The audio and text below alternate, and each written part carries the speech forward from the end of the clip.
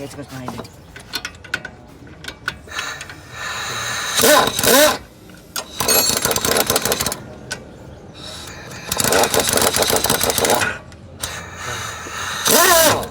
को पेचकस पा गए चाबी से भी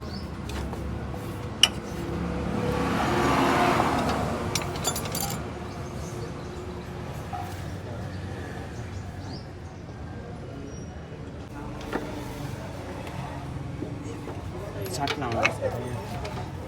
हमारी साइड लाइए इधर आगे हाथ देना हमारी बात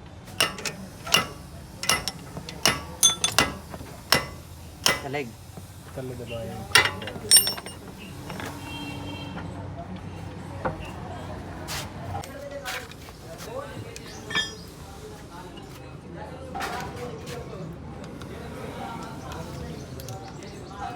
चल थोड़े हो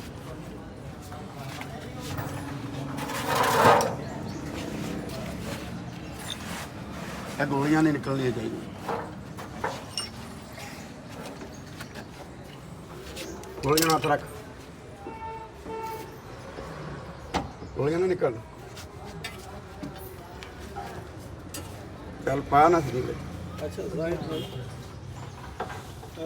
घंटा तो लग जाएगा ਸਰ 15 ਮਿੰਟ ਦਾ ਕੰਮ ਹੈ ਤੁਸੀਂ 15 ਮਿੰਟ एक काम तो सिर्फ छोटा जिहा एक यार वो अपना एसएसओ साहब आ गया अगला काम लगा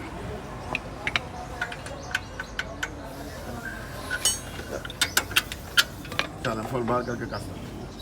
स्पीड मारो जरा जल्दी कर दो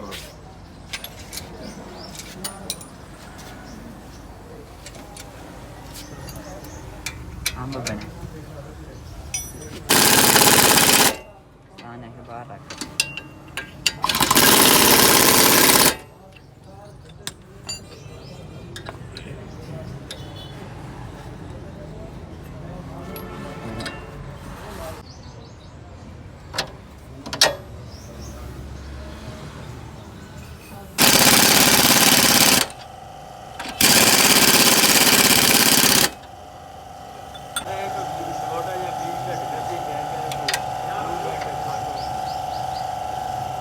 sekarang telah lah kasih gini tak boleh.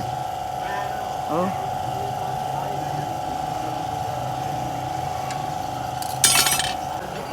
हाँ